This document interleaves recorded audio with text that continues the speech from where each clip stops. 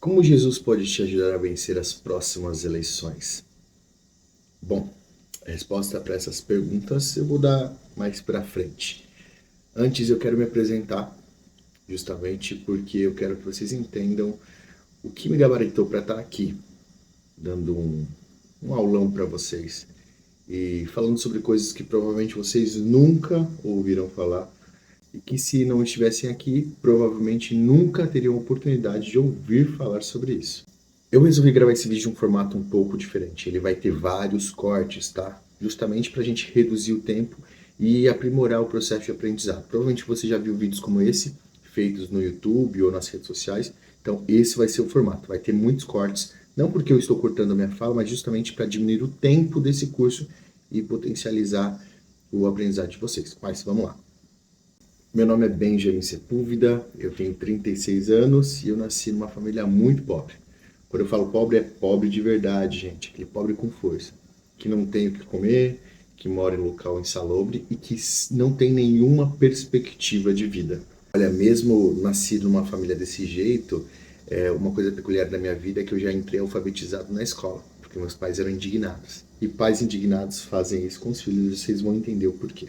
Minha primeira experiência política foi ainda aos 11 anos de idade, tá? Ainda na escola, aqui na cidade de Barueri, onde eu recebi a oportunidade de participar de um programa da Prefeitura de Barueri chamado Autoridade Mirim. Como esse programa funcionava? Esse programa funcionava assim, ó. As crianças, chamadas autoridades mirins, eles eram selecionados e sorteados para substituir cargos de várias autoridades da época, tá? Tinha de tudo. Eu fui sorteado para o cargo mais simples possível, que era o advogado, mas tinha prefeito, deputado, senador, vários presidentes de grandes indústrias, delegado geral. Bom, o dia em questão dessa substituição, houve uma coisa bem peculiar, porque eles armaram literalmente aqueles julgamentos, como se fosse de filme, sabe? Que tem o juiz, tem o promotor, tem o advogado, tem o júri, tem a população assistindo, enfim. Foi basicamente assim. Só que qual que é o grande lance? Todos os postos, juiz, promotor, advogado e o júri, eram feitos com as crianças do desse autoridades mirins. Então tinha um cargo de juiz que foi substituído, tinha um cargo de promotor que foi substituído e tinha o meu. A pauta desse julgamento era a continuidade ou fechamento da FEBEM. E foi louco.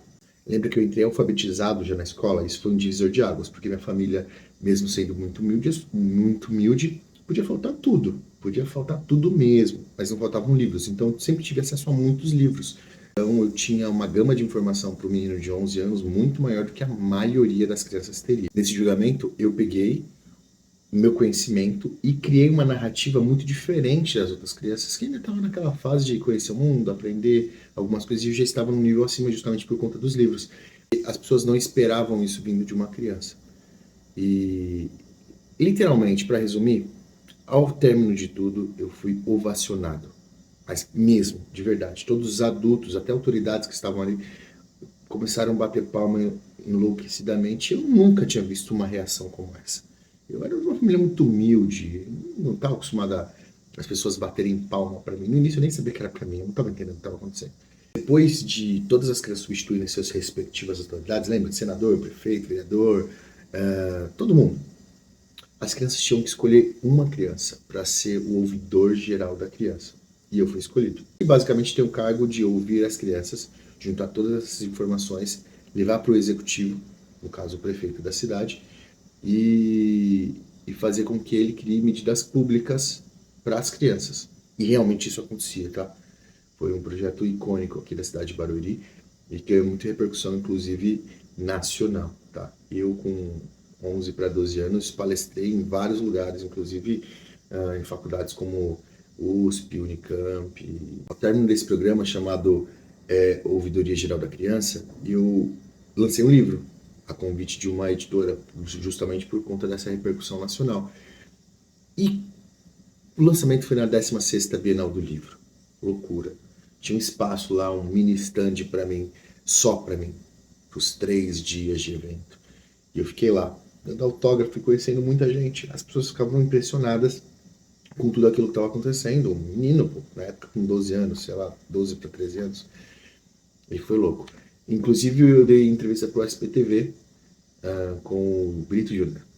Ele me perguntava o que você quer ser quando você crescer. Aí eu falava que eu queria ser advogado.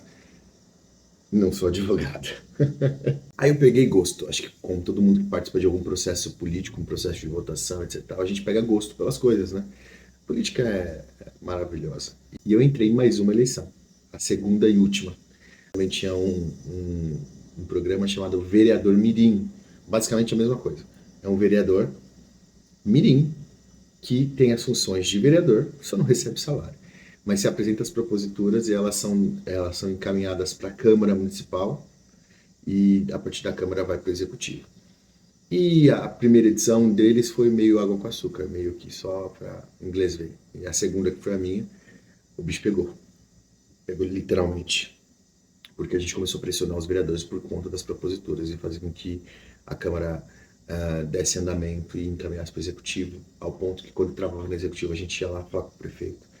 E o povo ficava maluco, os secretários ficavam malucos. Quem é essa molecada de 14 anos aí pensa que é para fazer esse barulho todo? A gente fazia barulho, muito barulho. Mas não foi isso daí. Eu apresentei quase 200 proposituras, muitas coisas foram implementadas, desde um lance que a gente brigou bastante, que foi o passe livre, depois de alguns anos daqui eu saí da Câmara, que foi implementado, e muitas outras coisas, muitas outras coisas. O que mais me impressionou foi que eu sempre gostei da política, mas não era sobre o processo político, não era sobre o cargo, entende?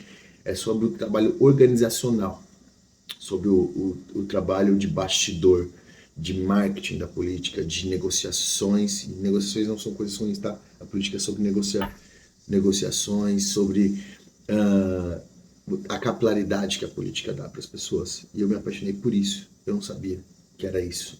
E vim descobrir com o tempo. Por isso que essa foi a minha segunda e última. Eu não precisava mais disputar um cargo público para poder ter essa capilaridade. E por que foi tão importante essa segunda? Porque eu, com 14 anos, eu comecei a promover debates dentro da Câmara. A Câmara me promovia debates. E o mais importante deles, teve algumas pessoas acham que não foi o mais, teve outros que foi quase deu pancadaria. Promovidos por crianças, tá? Adolescentes. E os adultos que quase saíram na porrada.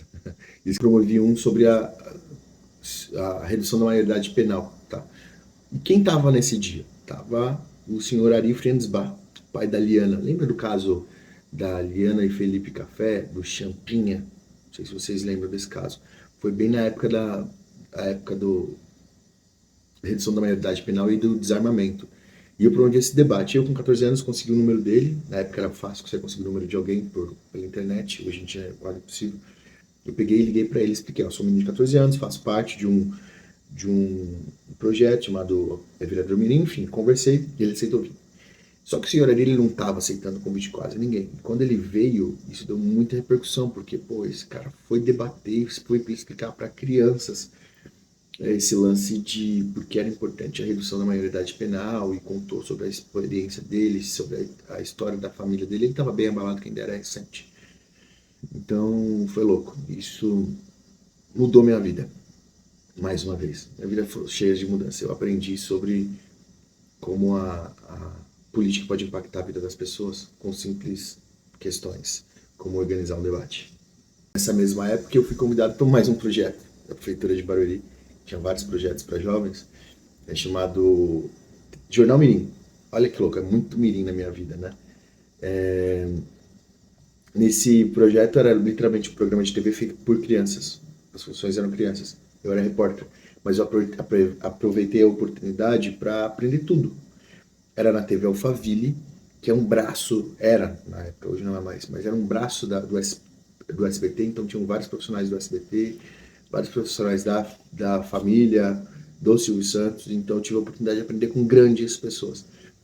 Vários que me marcaram, que me ensinaram tudo, e esse foi um ponto onde eu me apaixonei pelo audiovisual, onde foi que eu tive uma grande mudança na minha vida também, porque abriu uma nova vertente. Lembro que eu amava política, amava conversar, planejar e tal, abriu o audiovisual, que eu amava me comunicar com as pessoas. Então essa minha veia de comunicação nasceu nessa época, entre 13 e 14 anos de idade. Foi incrível. Eu ainda colho os frutos desse plantio até hoje, porque eu embarquei no audiovisual. Hoje não mais com tanta força, né? Esporadicamente, em alguns projetos, principalmente para cidades, que hoje eu dou consultoria de comunicação para algumas cidades, para órgãos públicos, consórcios públicos e para secretarias. Então, começou tudo nessa época. E o louco, eu já tive produtora, eu foquei bastante nos últimos anos em fotografia e isso me trouxe grandes prêmios internacionais, vários prêmios. Bom, tenho foto publicada em tudo quanto é lugar, de Reuters ao jornal da esquina. Eu tenho foto publicada em tudo quanto é lugar. Mas tudo começou nessa Alphaville. Lembra da Câmara Mirim? Então, de lá eu conheci muitos amigos e fomentou esse espírito nosso de militância educacional, vamos colocar assim, militância estudantil. Eu fui um dos fundadores da União Baruerense dos Estudantes, que foi uma loucura aqui na cidade. Porque a gente cuidava das gremiações, eu já estava no ensino médio, sabe? Tinha mais ou menos meus 16 anos. E enquanto eu fazia algumas palestras, dava algumas palestras sobre adolescência, não só em Barueri, mas em outros lugares. Então eu fui entendendo como funcionava esse movimento de jovens e as necessidades desses jovens e comecei a falar para eles e nos juntamos e criamos vários projetos, inclusive como menor de idade a gente não podia assinar, nossos pais que assinavam e a gente fazia toda uma bagunça, entre aspas, tá? E a gente tinha até um ônibus, a gente tinha um ônibus. Esse ônibus era uma sala de informática, onde a gente parava nas escolas e dava aula de informática nos finais de semana para as crianças e para os adolescentes, né? A gente lidava justamente com os grêmios estudantis, que sempre foram um problema para as escolas, e a gente trazia eles para nossa responsabilidade, organizava eles e fazia com que eles trabalhassem muito, seguindo as regras e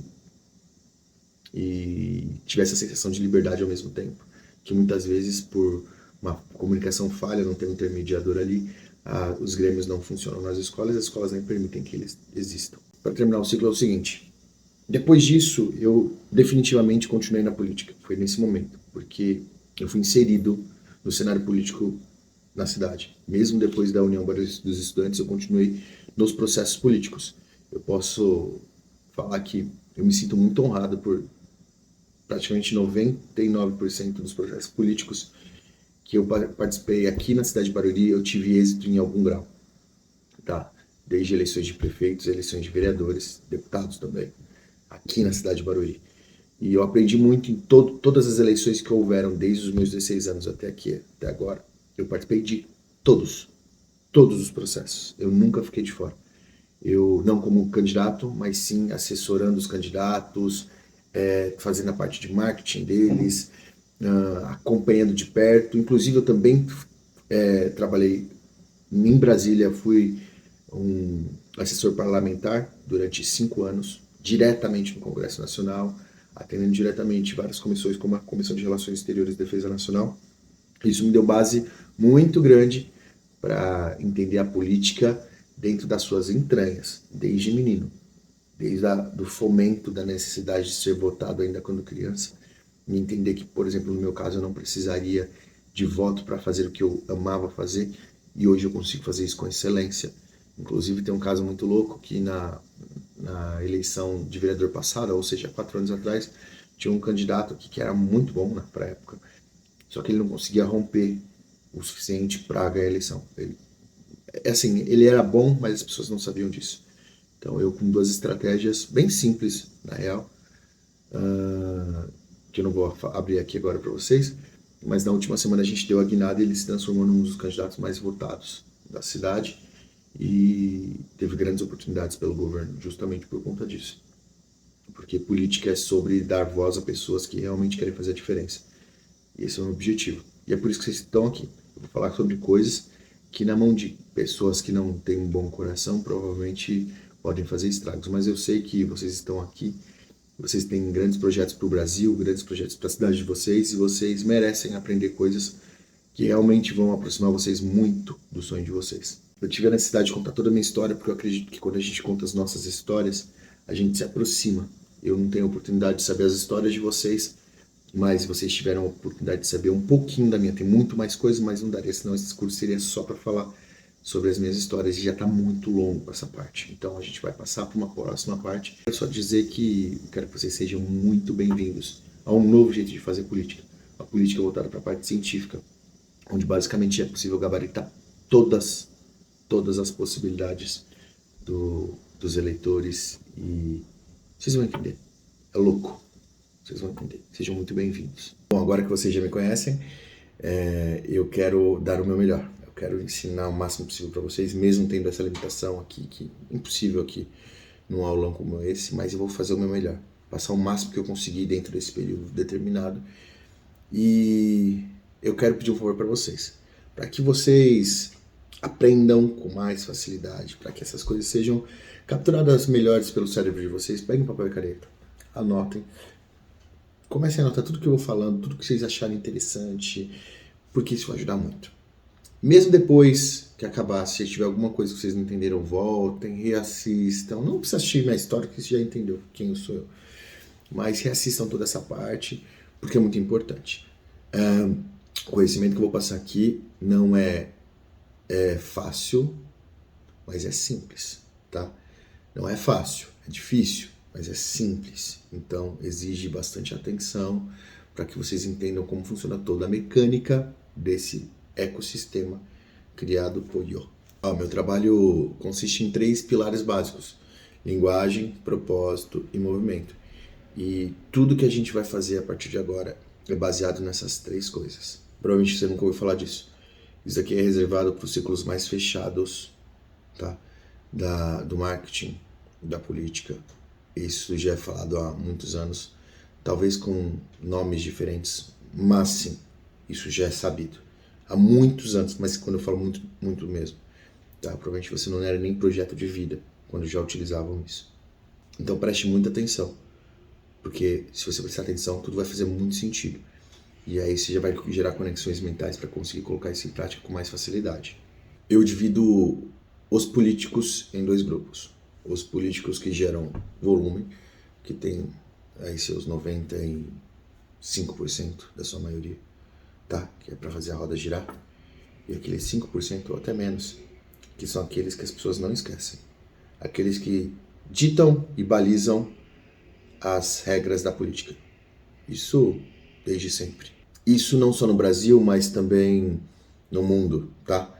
Desde George Washington até os últimos presidentes agora, Bolsonaro e Lula, que ninguém pode negar que são fenômenos, tá? Você pode não gostar deles, pode não concordar com eles, mas eles são fenômenos. Qualquer um desses grandes nomes seguem essas mesmas primícias: linguagem, propósito e movimento. São só palavras, mas a mecânica que acompanha-as funciona para qualquer pessoa. Se você usar essas mecânicas da forma certa, na ordem certa, na intensidade certa, é impossível você não se transformar numa pessoa que tem uma expressão muito grande com a população, ou melhor, com o seu eleitor. Basicamente é o seguinte, como funciona. Você tem que ter uma linguagem que se conecte com as pessoas, que elas entendam o que você está falando, ou seja, falando a mesma língua delas.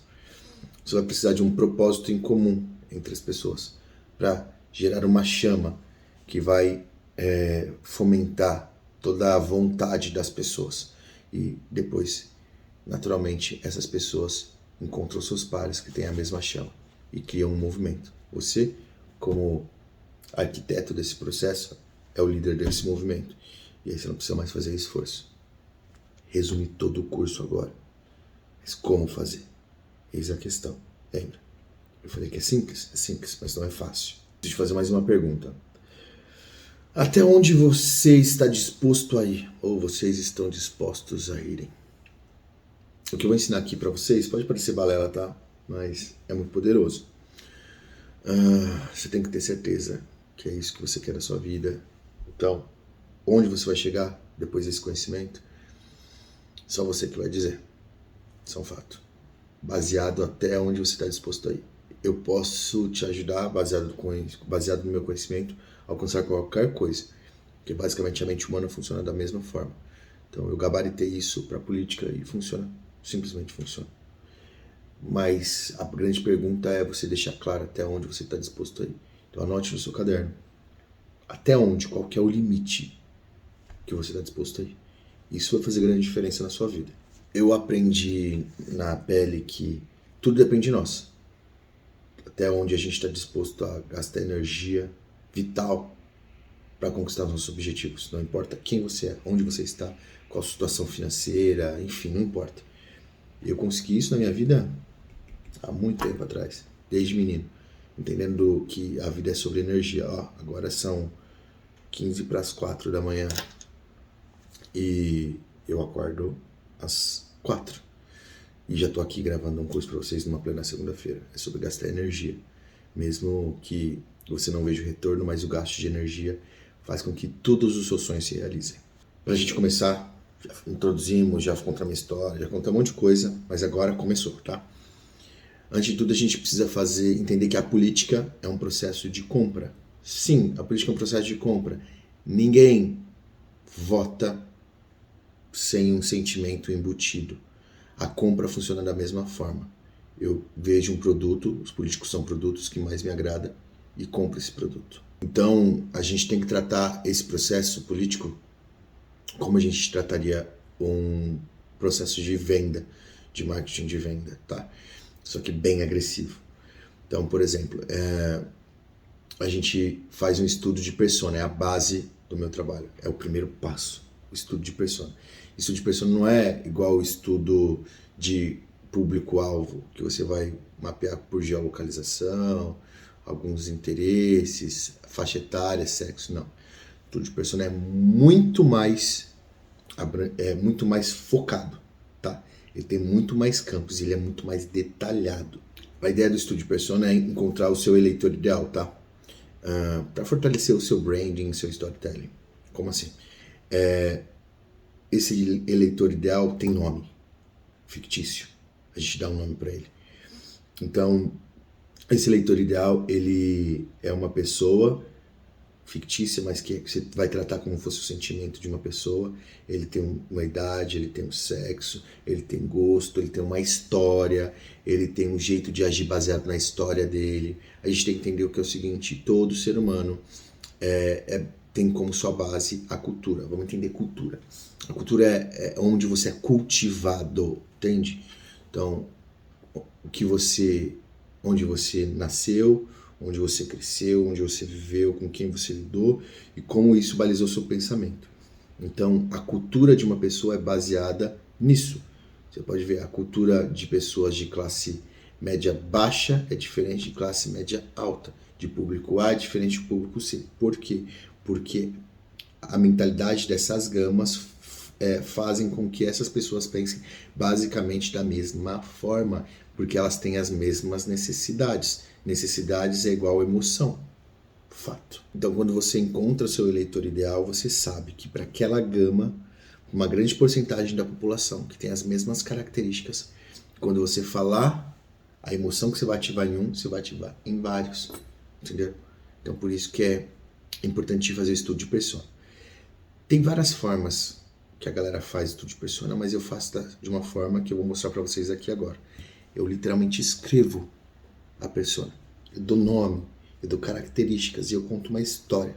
Por quê? Porque depois que eu descubro a minha persona, todas as minhas ações são para falar com um indivíduo, com essa pessoa. Que essa pessoa não existe, então ela vai falar com muitas pessoas. Benjamin, mas tá bom, eu vou desenvolver uma persona, eu só vou falar para essa persona. E os outros? Vocês vão entender como que a gente resolve o problema dos outros. Mas antes, você tem que entender que quem fala para todo mundo não fala para ninguém. Então, sendo assim, foque primeiro na sua persona, que vai dar certo. Vou primeiro mostrar como é feita a minha persona, e aí depois eu vou explicar por que desses dados. E aí você vai começar a entender o porquê funciona, tá? Vamos lá. Eu escrevi, tá, gente? Porque é um aulão, tá? Então eu preciso estar escrito. E se fosse na vida real também eu estaria escrito. Não vou decorar a persona. Persona é uma coisa que você faz dezenas, centenas de vezes, não dá para aprender todas, tá? Vamos lá. A minha persona é um homem fictício com o nome de José. Como o nome já deixa claro, ele é do sexo masculino, empreendedor, tem um pequeno comércio no seu bairro, uma papelaria. Os negócios não vão bem no último ano, mesmo após ter conquistado a casa própria que fica em cima do seu comércio. Ele anda tendo dificuldades para pagar as contas. Ele sente que o país vai mal, uma sensação trazida pelos inúmeros assaltos ao seu comércio nos últimos anos e a queda do número de clientes.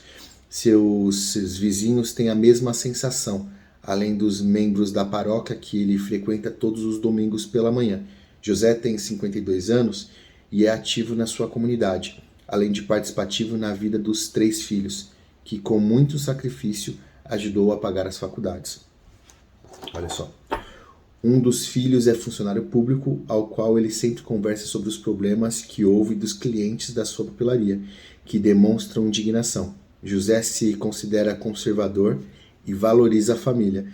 Em suas redes sociais sempre compartilha matérias que recebe no WhatsApp falando sobre absurdos e corrupção do governo nacional em questão. O assunto principal que discute com seus amigos é política e ele esbraveja aos 4 ventos que o Brasil precisa dos brasileiros com valores para mudar a realidade em questão. Bom, eu acho que vocês reconhecem essa persona, né? Olha, sem dúvida essa é uma característica de pessoas que apoiam o ex-presidente Bolsonaro. O fato é que se a gente trocar alguns elementos, desse senhor José, alguns elementos históricos e de vivência dele, basicamente a gente terá um sinal trocado. Nós teremos um apoiador do presidente Lula. E olha só que louco. Só com um pequeno estudo de persona a gente consegue identificar com quem realmente a gente pode falar. As pessoas são frutos das vivências delas, da cultura delas, de como elas se desenvolvem. O fato é esse. O seu José se desenvolveu de uma forma específica. E ele passou por coisas específicas que gerou indignações e desejos específicos. Qualquer coisa perto disso vai atrair a atenção dele. E o seu José que é voz. Então, já defini basicamente o que essa personagem deseja. Eu defini as dores e o desejo dela. E agora dá para criar um plano estratégico para isso. Depois que eu faço o estudo de persona, eu escrevo sempre por que o seu José é quem é, tá? Eu vou ler para vocês aqui, ó. Uma breve análise. O senhor José, por sua idade e sua veia empreendedora, mostra que provavelmente viveu o crescimento econômico que o Brasil teve algumas décadas atrás, sendo impossível não comparar as conquistas que teve no passado com a sua realidade atual. Suas crenças e valores cristãos fazem com que ele tenha sua mente clarificado os valores familiares e de comunidade que balizam o seu comportamento diário, além de estar inserido em uma comunidade que valide e promova pessoas que se identifiquem com a sua mesma fé. Por ouvir seus clientes reclamando, que provavelmente têm filhos e compartilham muitos dos seus valores, sente certo nível de influência e necessidade exteriorizando sua indignação, talvez por ter a crença de que fez muito pelo país empreendendo e que o jeito que as coisas estão sendo conduzidas está errada.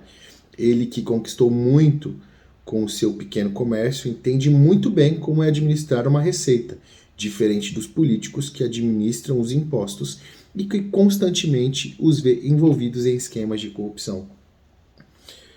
Então tá, ó, o senhor José está pronto para receber um candidato que fale sobre as dores dele, mostre indignação sobre as dores dele e demonstre interesse por ele, sobre dar voz para o seu José.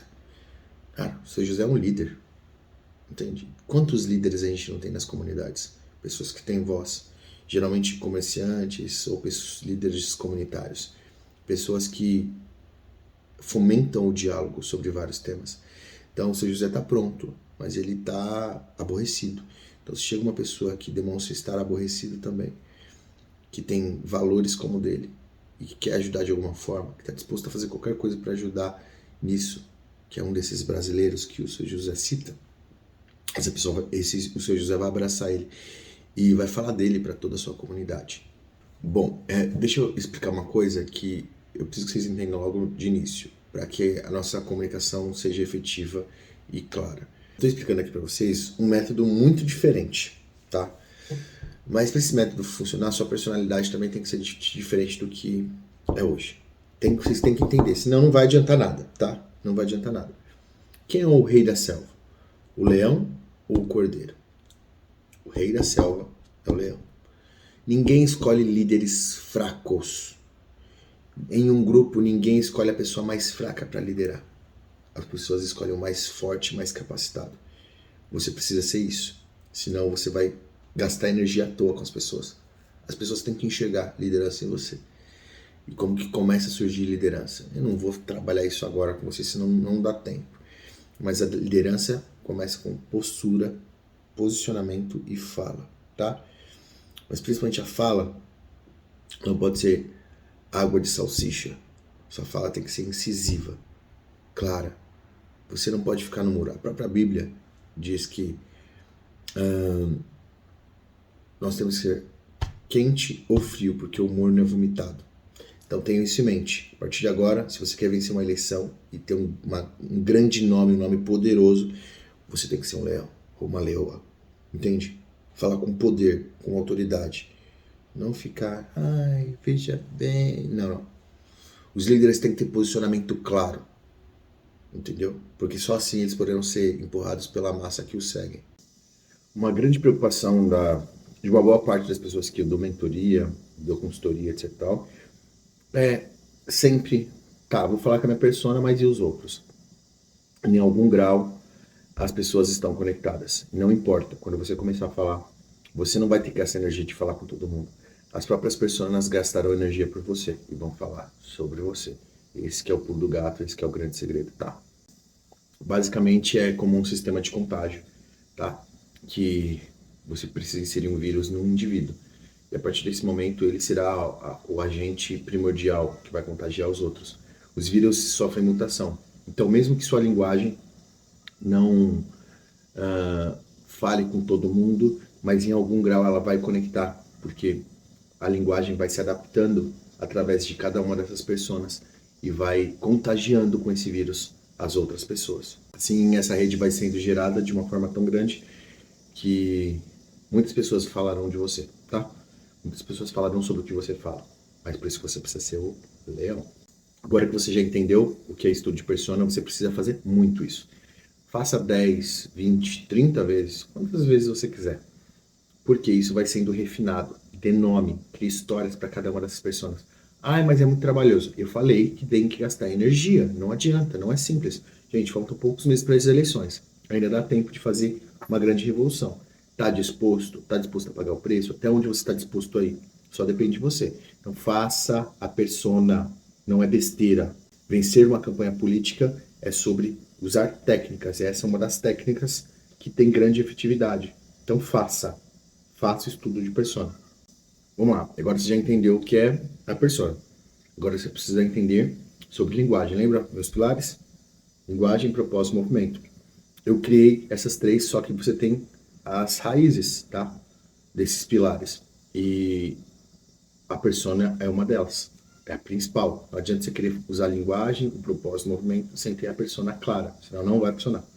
Então, agora a gente vai falar de linguagem. Se você jogar linguagem no Google, vai aparecer aqui, ó. Até anotei. Linguagem é qualquer meio sistemático de comunicar ideias ou sentimentos através de signos convencionais, sonoros, gráficos e gestuais. Gente, linguagem é basicamente um meio de comunicação, onde você pode usar vários artifícios como símbolos, textos, fala e outros artifícios, tá? É linguagem. Linguagem é uma forma, é o meio pelo qual as pessoas se conectam e se comunicam, tá? Fato. Então, assim, o que eu vou ensinar? Eu vou ensinar vocês a terem um grau tão forte de linguagem para que as pessoas enxerguem em você algo diferente. Para que elas te enxerguem líder, para que as pessoas te enxerguem uma pessoa que merece ser seguida. E isso a gente vai converter em voto no futuro, em certo tempo. Vamos fomentar essa linguagem nas pessoas. Então é isso que eu vou ensinar sobre linguagem. Vocês precisam entender a linguagem para poder se comunicar de uma forma efetiva. Sabe aquela ideia de que a primeira impressão é a que fica? Então, pode ser que não seja a primeira impressão a que fique, mas a impressão que as pessoas vão ter vai balizar a força que você vai gastar para disseminar o seu discurso, a sua linguagem ou a sua narrativa, como você quiser chamar. Se a gente lembrar que todo político é um produto, lembra dos produtos que ficam nas prateleiras. Todos eles têm rótulo. Nesses rótulos tem textos escritos, enfim, que descrevem eles até tal. Mas, quanto mais a comunicação, que nesse caso é visual, ela está clara, as pessoas precisam ler menos. Com o tempo elas se identificam com um produto que elas nem precisam saber sobre sua composição. Elas batem o olho e sabe que produto é aquele. Sabe o que aquele produto diz, para que ele serve, o que ele faz. Isso é sobre linguagem. Ó, o poder da linguagem é tão poderoso que existem dois tipos de linguagem, a verbal e a não verbal. Não verbal basicamente é que você não precisa dizer nada para que as pessoas entendam ou se comuniquem com você de alguma forma.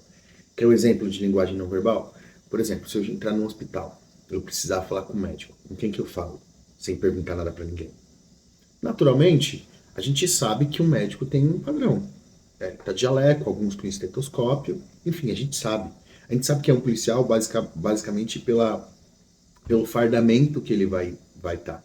A gente sabe a diferença entre, por exemplo, um bombeiro e um gari pela roupa que ele vai estar. Então, a linguagem não verbal, ela está posta na sociedade baseado na vivência que uma sociedade tem e ela cria meios e possibilita meios de comunicação baseados na comunicação não verbal. Então, assim, não adianta você se comunicar com uma pessoa e desde a sua aparência física, desde como você se veste, você está diferente dela. As pessoas, elas buscam seus pares, buscam as pessoas que se identificam com elas. A identificação vem através desde a vestimenta, da comunicação não verbal, por exemplo. Então, por exemplo, é como se eu fosse falar que eu sou um nutricionista para um cara fitness e eu tô pesando, sei lá, 100 quilos acima do peso. Não tem como. Então, por exemplo, quando você pega a sua persona, você tem que entender tudo. Inclusive, as formas mais simples do que ela veste, como ela se veste, como ela enxerga o mundo. Isso vai possibilitar que a comunicação não verbal funcione melhor, entendeu?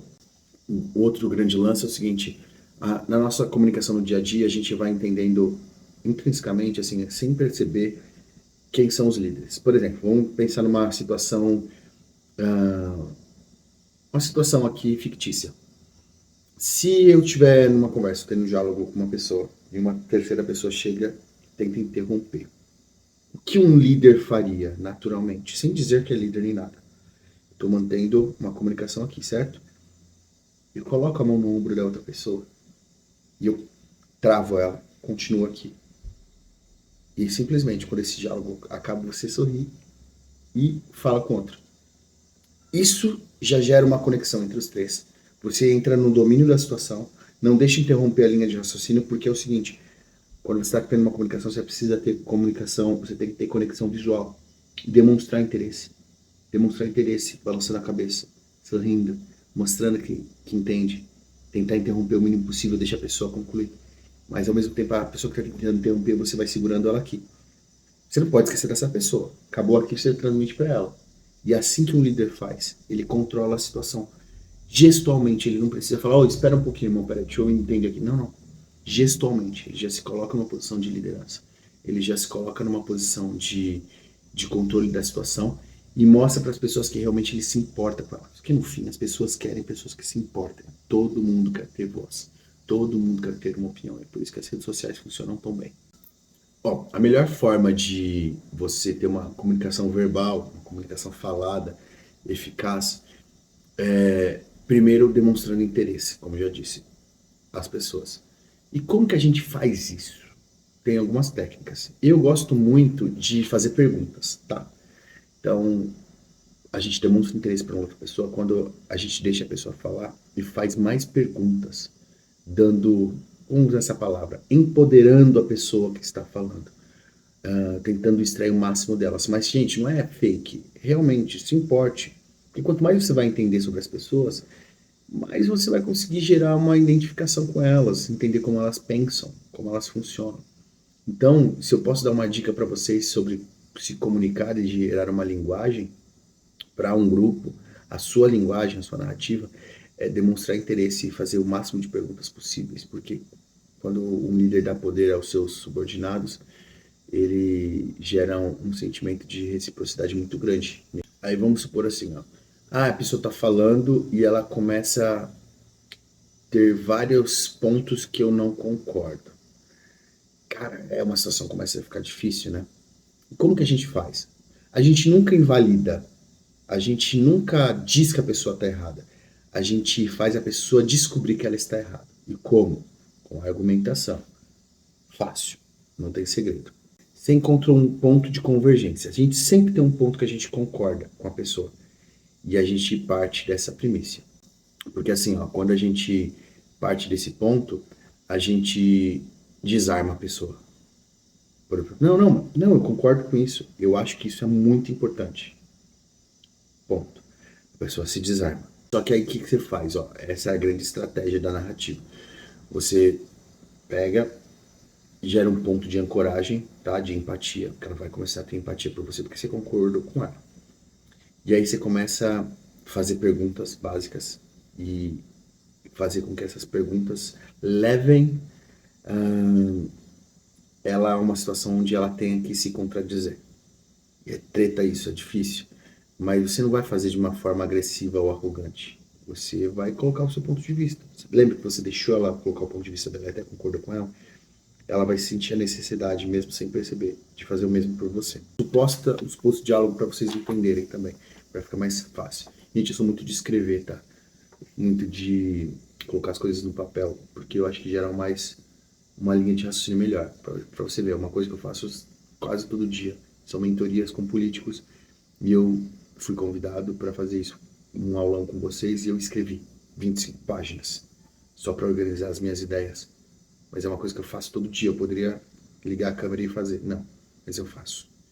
Faço porque eu sou esse tipo de pessoa, extremamente organizado, e acho que a gente precisa criar linhas de raciocínio claras, porque assim as coisas funcionam melhor. Então, eu vou escrever aqui para vocês.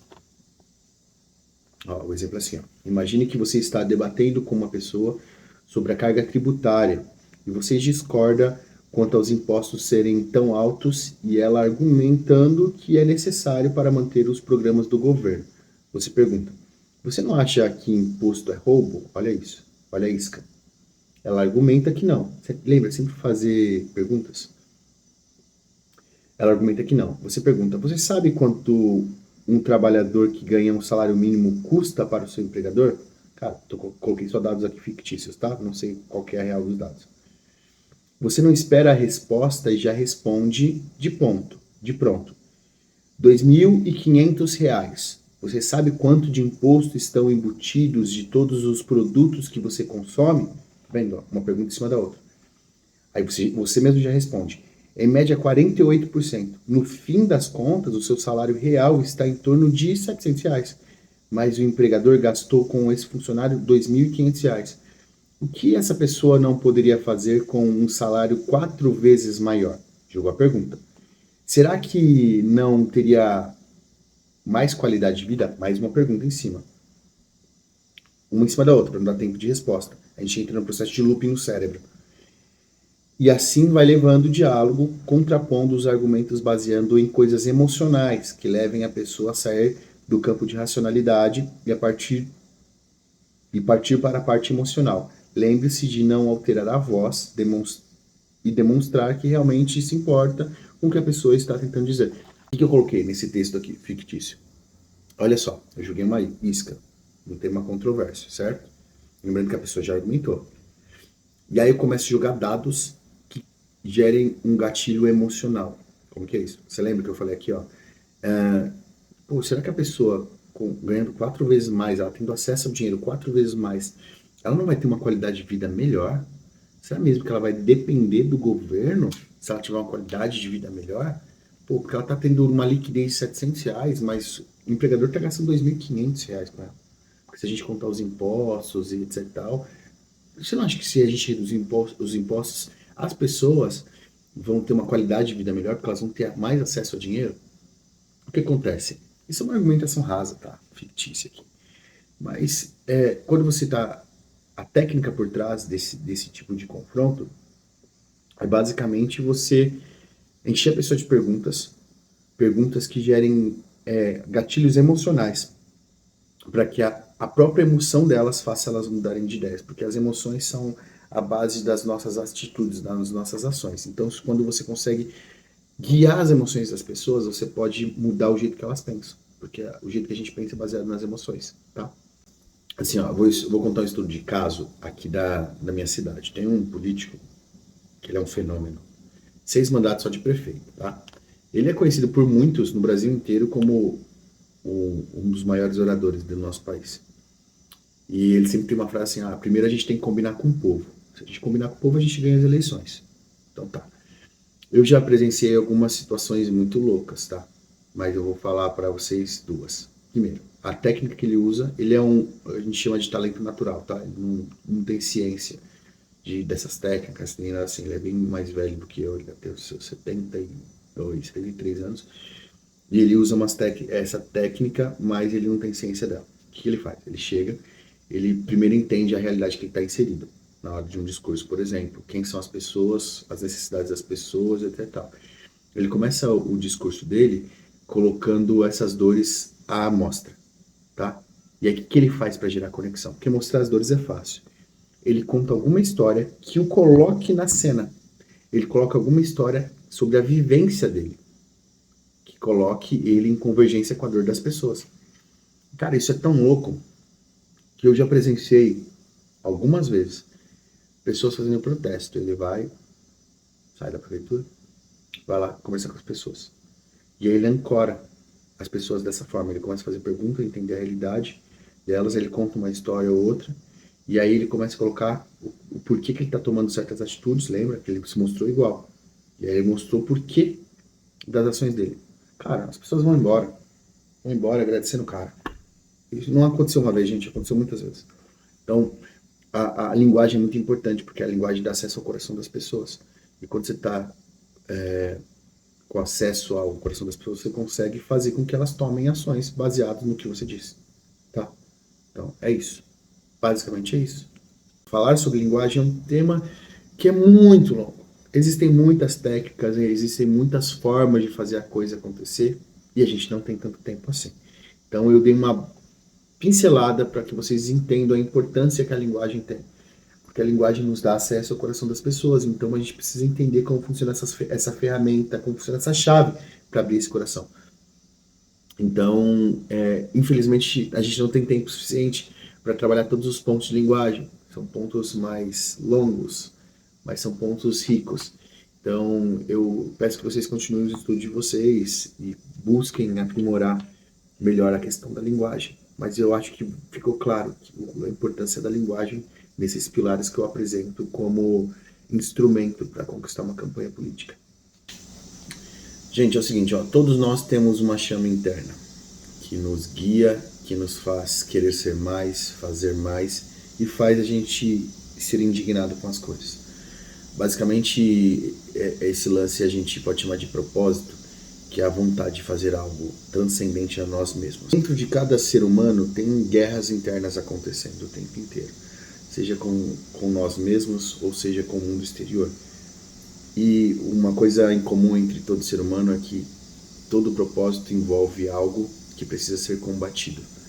Pode ser um modo operante que a gente precisa mudar na nossa realidade, na nossa vida, ou na vida ao nosso entorno, no outro, no meio ambiente, no ecossistema onde a gente está inserido. A gente contextualizar mais, por exemplo, a gente pode olhar para as últimas eleições, que a gente viu 2 candidatos, nenhum outro teve chance, de verdade, nenhum outro teve chance. A gente teve 2 candidatos claros, um de direita e um de esquerda. Esse propósito era inimigo desse propósito, entende? O discurso, a narrativa desse era inimigo desse. Então, você separou as gamas de pessoas, cada um para um lado. Ou seja, é o seguinte, sem entrar no mérito, tá, político, a gente não precisa entrar no mérito político, mas cada um deu nome ao vilão que atrapalhava o seu propósito, ao vilão a ser combatido. Cada um deu nome para um deles. Essa é uma questão que foi um balizador das últimas eleições.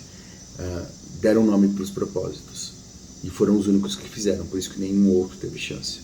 Então, quando a gente tem um propósito, a gente tem que dar um nome para o propósito, a gente tem que dar um nome para o vilão a ser combatido. Lembra que a gente fez o estudo de persona? A gente já sabe quem é nosso eleitor primordial, para quem que a gente tem que falar. Então, a gente precisa entender quem que ele quer combater. Então, por exemplo, é um problema de segurança pública, é um problema de saúde, é uma pessoa específica, é um político específico. Quem que é? Quem que é o ser humano ou a questão que é o grande inimigo, o vilão da sua persona? E quem que merece o ataque? Porque, lembra, você é o leão protegendo a sua o seu grupo. Então você tem que rugir para isso. Não tem outra escapatória. O grande treta é descobrir o propósito. Gente, mas assim, é fato. É entender qual que é a maior dor. Por exemplo, o problema de segurança pública num bairro que está inseguro é maior do que a falta de uma lombada numa rua, entende? Então a gente tem que entender os pesos. E a gente sempre vai trabalhar que tem um peso maior, porque mais pessoas vão sentir essa dor. Então, por exemplo, a falta de médico numa UBS, por exemplo, é mais importante do que uma lâmpada queimada, entende? Então, assim, o seu vilão tem que ser grande, porque quanto maior o seu vilão, quanto maior a dor envolvendo o seu propósito, maior a adesão de mais pessoas parecidas com a persona que você está atuando. Então, por isso que você precisa entender a dor para clarificar o propósito dessas pessoas e começar a fomentar isso. Tá, mas como que a gente faz isso? Tem um grande lance que muitos de vocês nunca ouviram falar, chama pirâmide de Maslow. A pirâmide de Maslow é basicamente uma pirâmide que mostra as necessidades básicas humanas. Quanto mais perto da base, mais se conecta com todas as pessoas, porque todas as pessoas são iguais. Então, peraí, Benjamin, todas as pessoas são iguais? Não são. As necessidades das pessoas são as mesmas, só que as necessidades vão tendo menos ênfase conforme a gente tem uma evolução social. Então, basicamente, vocês vão entender, basicamente, quanto mais alto no topo da pirâmide a gente está, menos a gente se importa com as necessidades básicas, porque a gente já passou por isso e já sanou esses problemas. Tá? Então, vamos lá. Pensa na pirâmide de Maslow. A base dela, ela é dividida em basicamente cinco pontos, e a base dela são as necessidades mais básicas, que é as coisas fisiológicas, ó. Respiração, água, comida, sexo, sono, homeostase e excreção. Beleza, vamos para mais um degrau. Segurança do corpo, segurança do emprego, dos recursos, da família, da saúde e da propriedade. Terceiro degrau, amor/relacionamento. Vai. Amizade, família, intimidade sexual. Aí o quarto grau,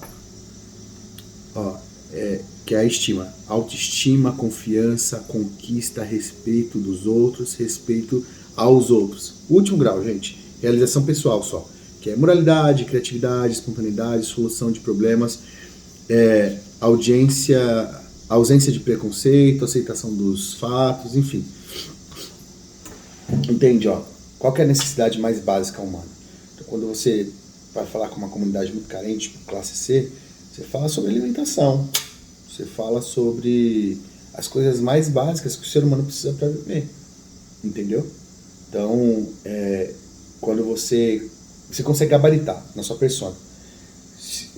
Basicamente, se você olha a classe social da sua persona, você consegue entender quais são as necessidades dela naquele momento. Por exemplo, não adianta eu chegar aqui em Alphaville, onde eu tô, e falar pra galera assim, ó,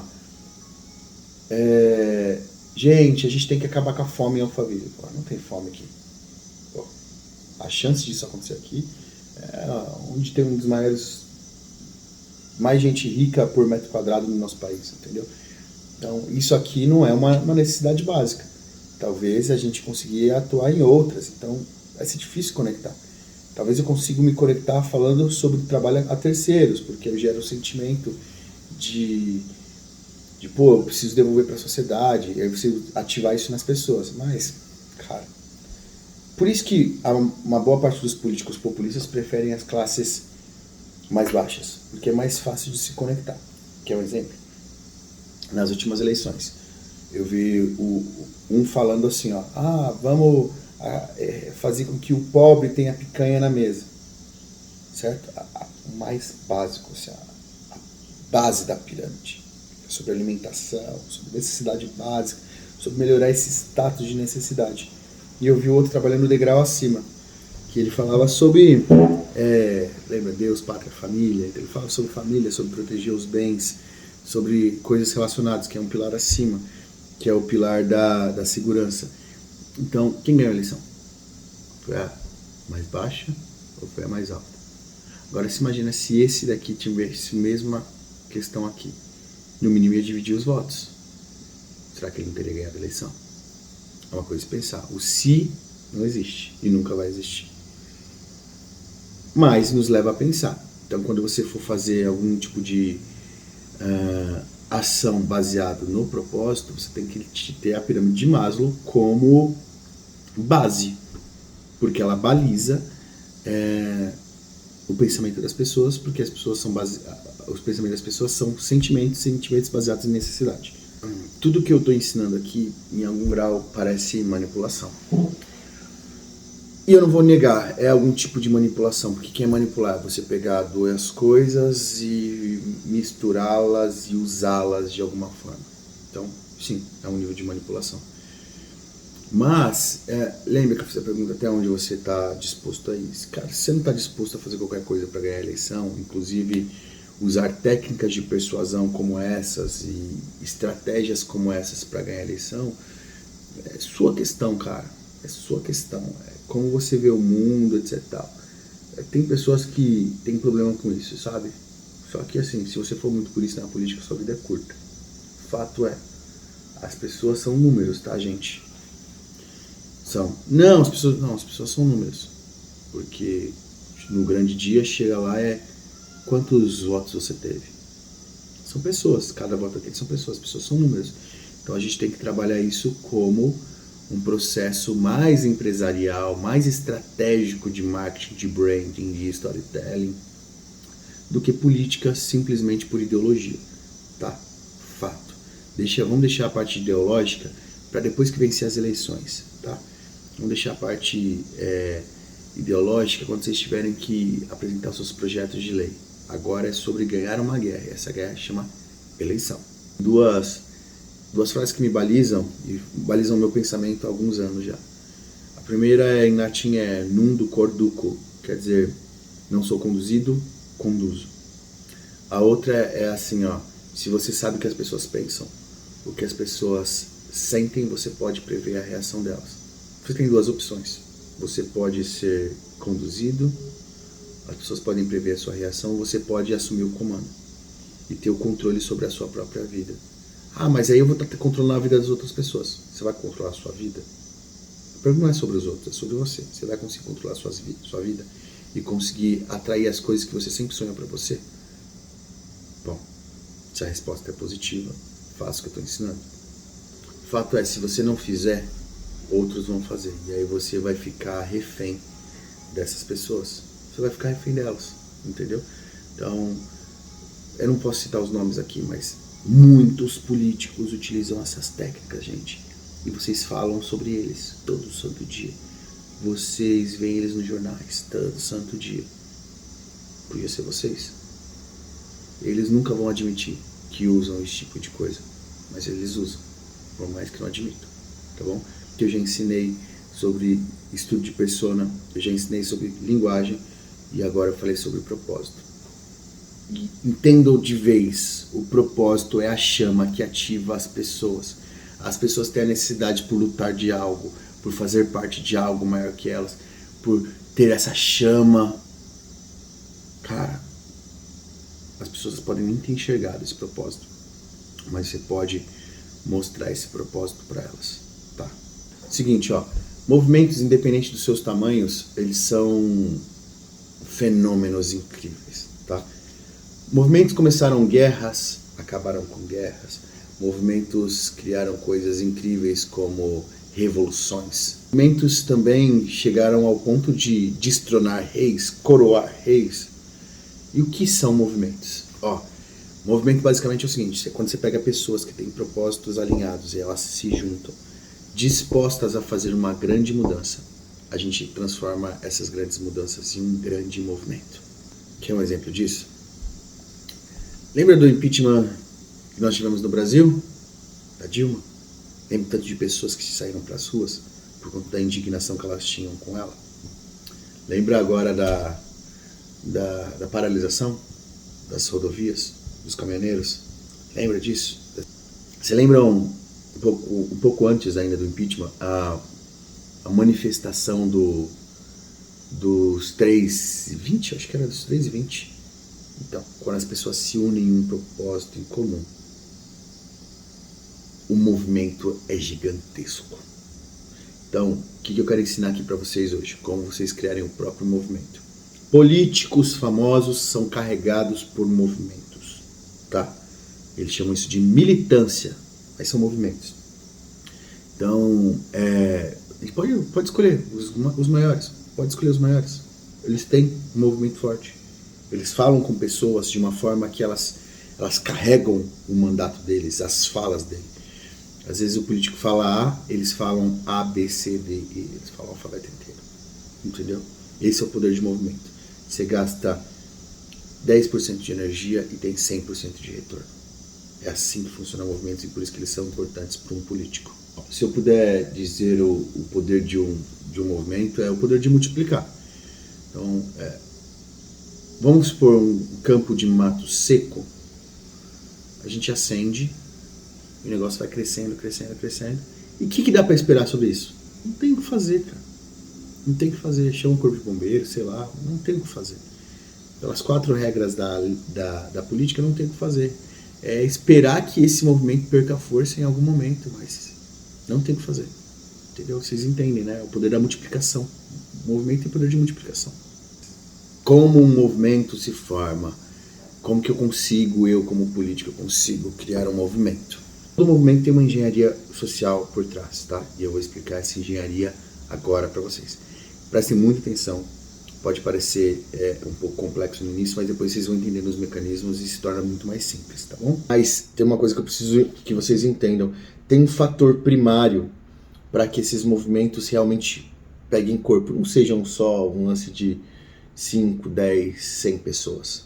Tem um motivo e a ciência explica. Uma coisa chamada contágio social. O que acontece, gente? Naturalmente, lembra que eu já expliquei todas as necessidades nos passos anteriores? Naturalmente, as pessoas têm a necessidade de estarem juntas, próximas, e todo mundo tem a necessidade de querer fazer parte de algo. O contágio social diz que assim, um indivíduo tem o poder de influência até infinitas camadas longe dele. O que quer dizer isso? Por exemplo, sabe aquele lance, você é a média das 5 pessoas que você mais convive? Então, basicamente é isso. A gente convive com 5 pessoas e a mentalidade desse grupo vai sendo moldada, sendo que eu vou absorvendo a mentalidade desses 5 e esses 5 vão absorvendo a minha mentalidade. Só que esses 5 também se relacionam, cada um desses indivíduos desse pequeno grupo se relacionam com outros indivíduos. E eles vão fazendo a mesma coisa. Sendo assim, uma ideia no primeiro grupo pode ser instalada ou transmitida para um segundo grupo e assim consecutivamente. Então, esse que é o lance do contágio social. Às vezes uma ideia que nasce no pequeno grupo começa a se espalhar entre os grupos e com a adesão ele se torna tão forte onde você tem vários polos espalhados. Então imagina que você tem várias pessoas disseminando ideias em pequenos grupos.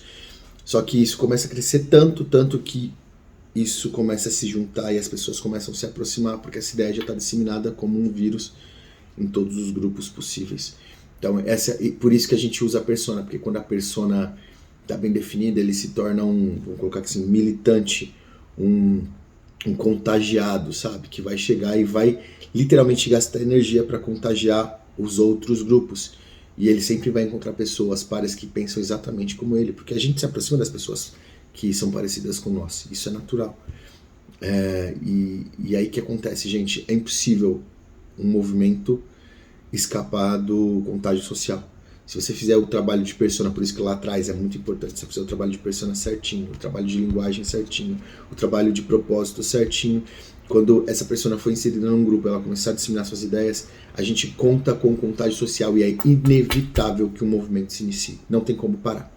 É impossível parar um movimento, porque é um científico. O ser humano vai fazer isso, o ser humano vai se contagiar, porque o ser humano tem a necessidade de se expressar e de colocar novas ideias e de se colocar à frente de novas ideias. E quando você coloca um indivíduo que proporciona isso a um grupo, todos eles nas outras camadas de convivência deles, eles vão fazer a mesma coisa com esses outros grupos.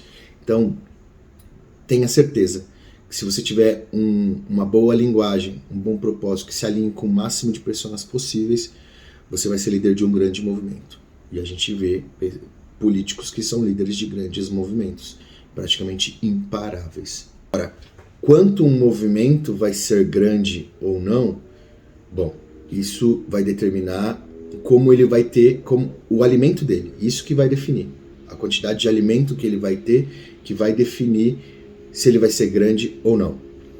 Como assim, Benjamin? É o seguinte, os movimentos precisam de matéria-prima para poder manter os seus diálogos, como o fogo precisa do mato seco para poder manter o seu calor e manter se disseminando. Então, qual que é o grande lance? Você, como líder desse movimento, depois de ter inserido a persona, a linguagem, o propósito, você tem que continuar gastando energia com ele, fornecendo motivos para que eles continuem debatendo, mostrando os erros dos inimigos em comum, mostrando os demônios que são vistos por esse movimento e literalmente criando narrativas que fomentem ainda mais esse movimento. Eu espero que eu esteja sendo claro.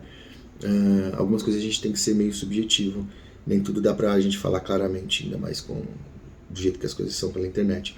Mas o fato é assim, entendam que nessa etapa, quando você gera um movimento, o inimigo deve ser claro.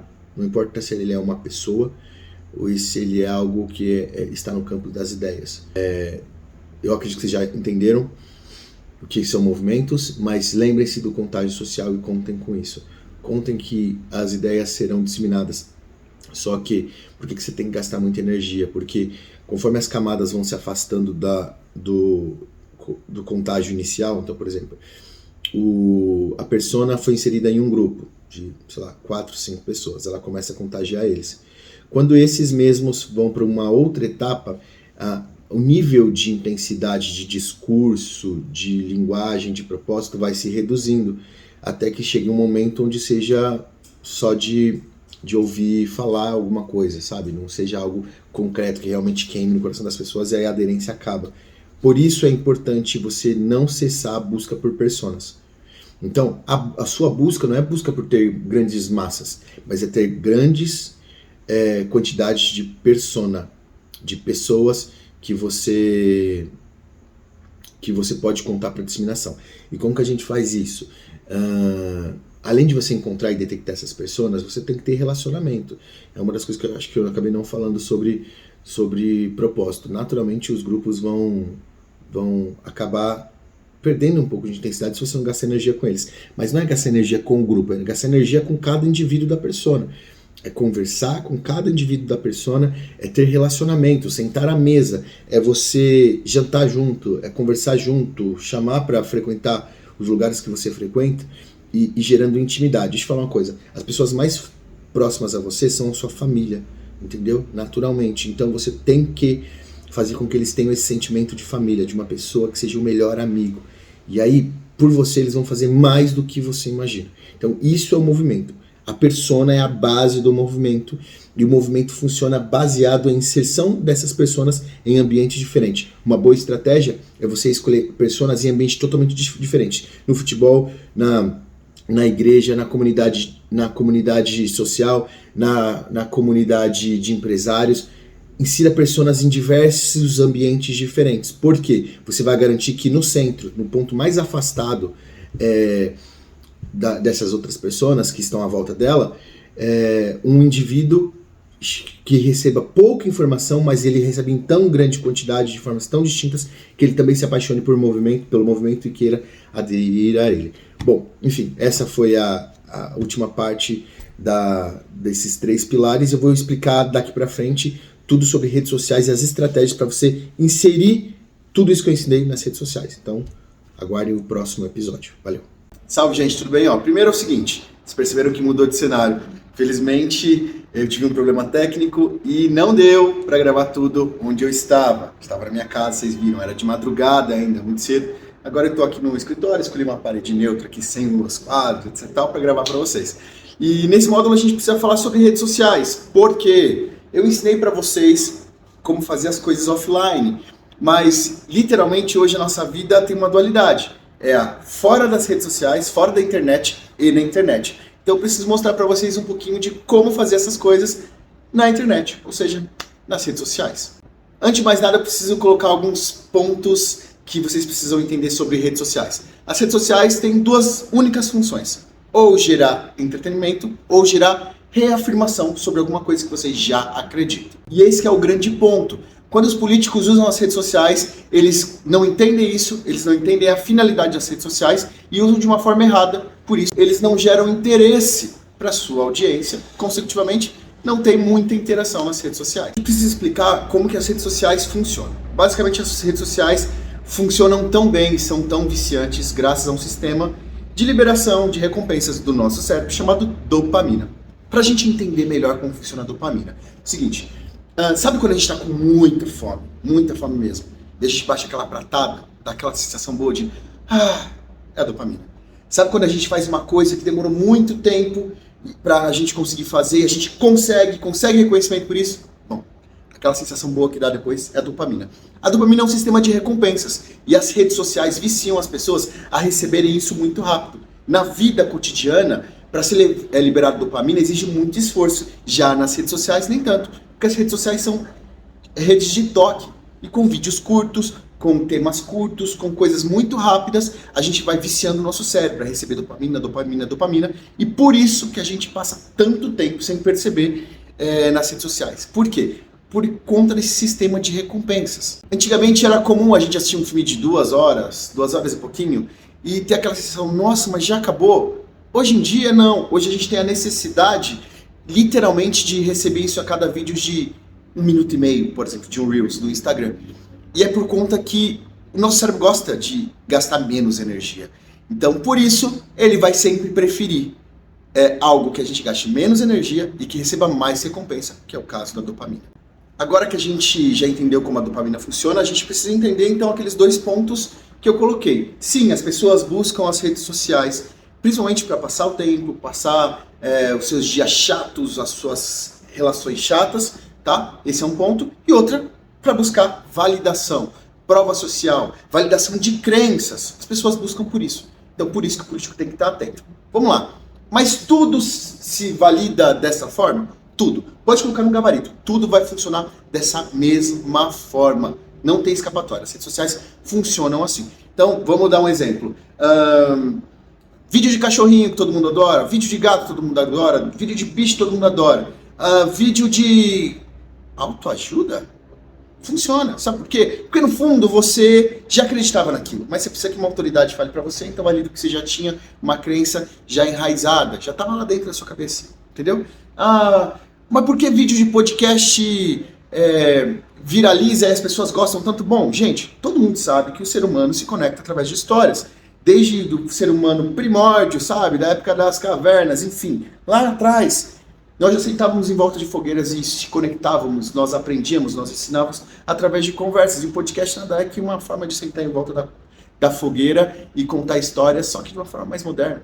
Então, na verdade, as redes sociais são uma fuga. Tá, se as redes sociais são fuga, eu tenho que entender como eu posso utilizar todas essas ferramentas para fazer com que as pessoas se interessem. Assim, mesmo que você esteja nas redes sociais ali, você não faça nada. Você não curta, não comente, não envie, não salve, não faça nada, absolutamente nada. Só estar presente já obriga você a fazer uma ação. Toque. Movimento de toque. Isso faz com que você esteja participando em algum grau, esteja consumindo em algum grau e esteja sendo treinado em algum grau. O seu cérebro está sendo treinado a partir do simples movimento de ficar tocando na tela. Então as redes sociais não são redes sociais, são redes de toque.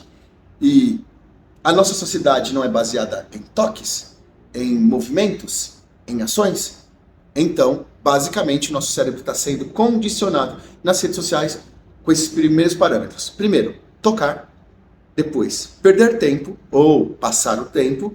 E depois, validar as nossas crenças. Então, basicamente, é assim que funciona.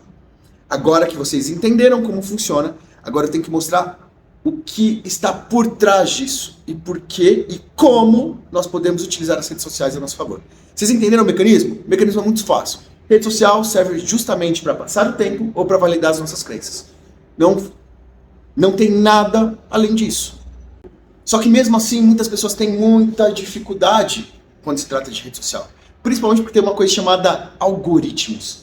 Os famigerados algoritmos, que cada especialista uma hora fala uma coisa. Bom, A maioria das coisas que você vê por aí, desses pseudo-especialistas, é balela. Tá, então o que me valida para falar que isso tudo é balela? Simples. Você já entrou no site do Instagram? Já viu as políticas de uso? Já viu a explicação dele sobre cada algoritmo? Se você vê, dá para entender como cada um funciona. É que a maioria das pessoas esperam que a informação chegue a elas, mas elas não vão buscar.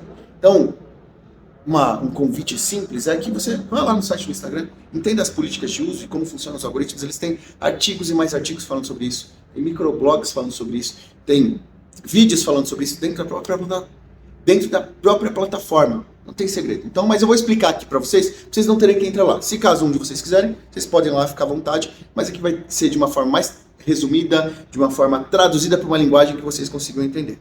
Basicamente, resumindo da melhor forma possível, o Instagram, que é a rede principal, todas as redes têm um algoritmo igual, bem parecido, tá? Pelo menos o backbone, a espinha dorsal, o algoritmo principal, tá? A premissa do algoritmo é a experiência do usuário. Como assim a experiência do usuário? Bom, a gente tem que entender que se você não paga, você é o produto.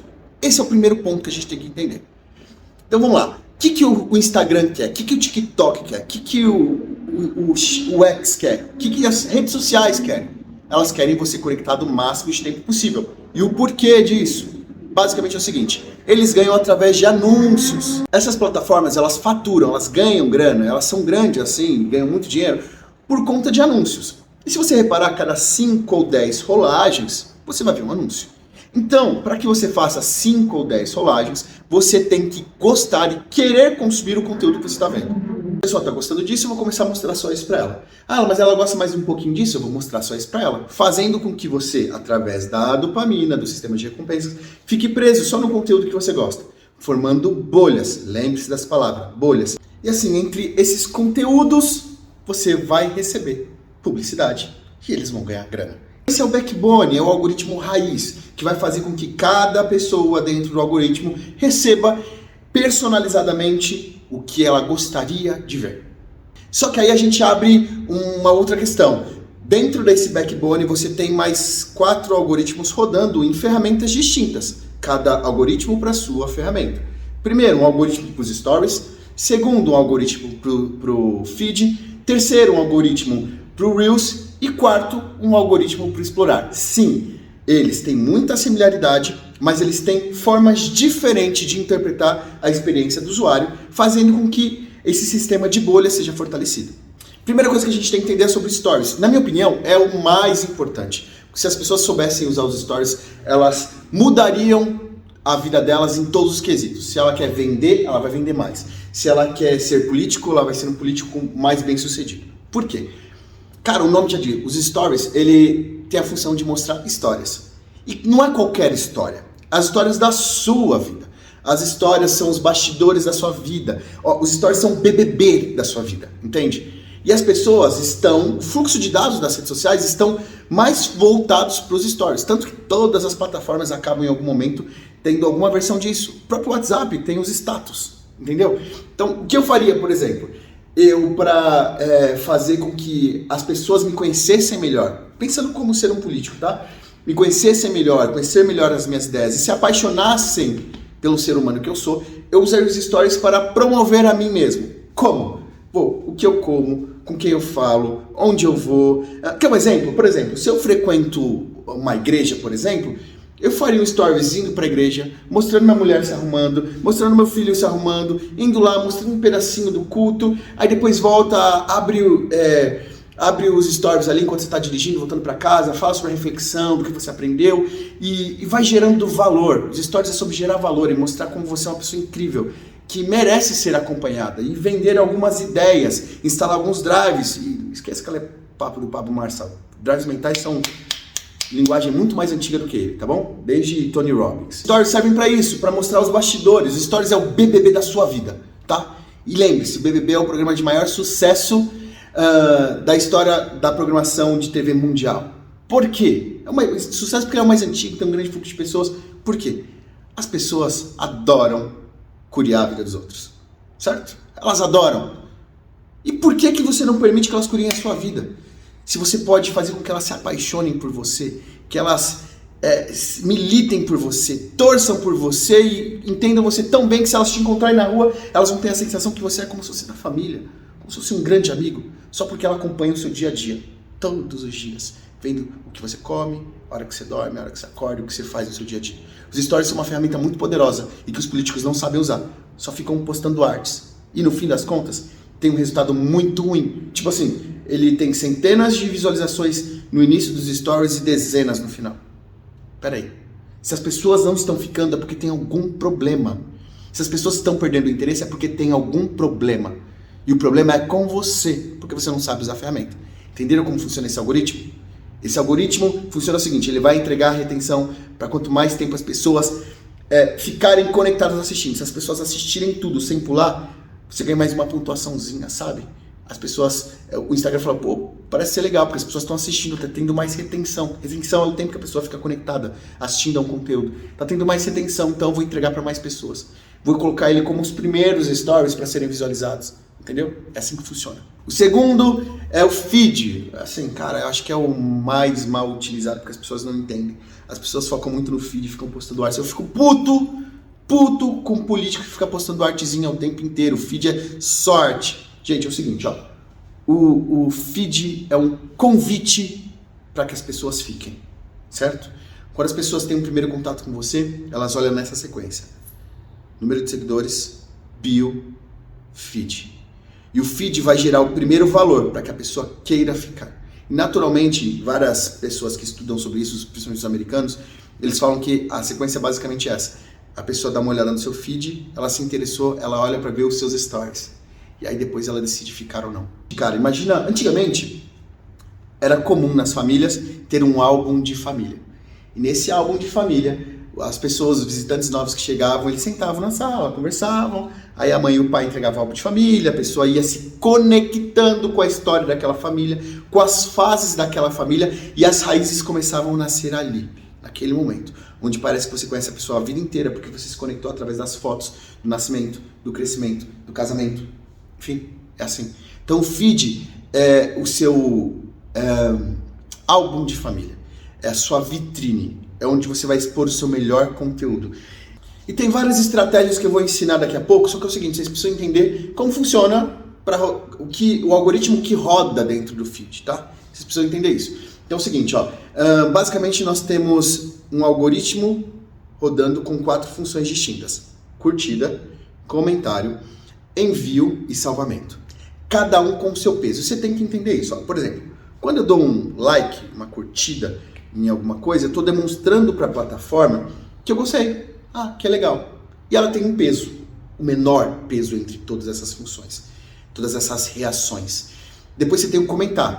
O comentário é basicamente o seguinte, pô, eu gostei ao ponto que eu quero dar algum tipo de opinião. E não é as palminhas, opiniões mesmo, geralmente caracteres verbais, tá? Textos funcionam mais e tem um peso maior. E tem essas subdivisões, mas não vale a pena a gente tocar nesse assunto agora. Depois nós temos o enviar. Olha só, eu gostei tanto que eu preciso mostrar para alguém, que alguém pode ficar interessado. Lembra que a plataforma tem como quesito principal fazer com que as pessoas fiquem mais tempo conectadas?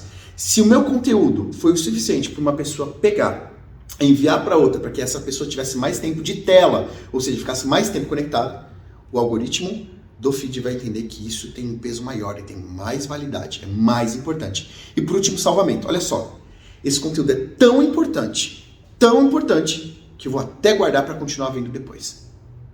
Esses são os 4, e cada um com o seu peso distinto. Olha, as pessoas que têm maior desempenho são as pessoas que têm números astronômicos, não só de curtida, não só de comentário, mas também de envio e de salvamento. Por quê? Porque a plataforma fala, peraí, isso tem tanto valor que eu preciso trazer mais gente para ver isso. Porque se isso tem tanto valor, as pessoas vão ficar mais tempo conectadas. Então, o que eu quero é que as pessoas fiquem mais tempo conectadas. Então eu vou entregar para mais pessoas. E aí que a mágica acontece. E aí que a plataforma te ajuda a crescer dentro dela. Porque tudo que a plataforma quer é que você, enquanto gerador de conteúdo, contribua para que eles ganhem mais.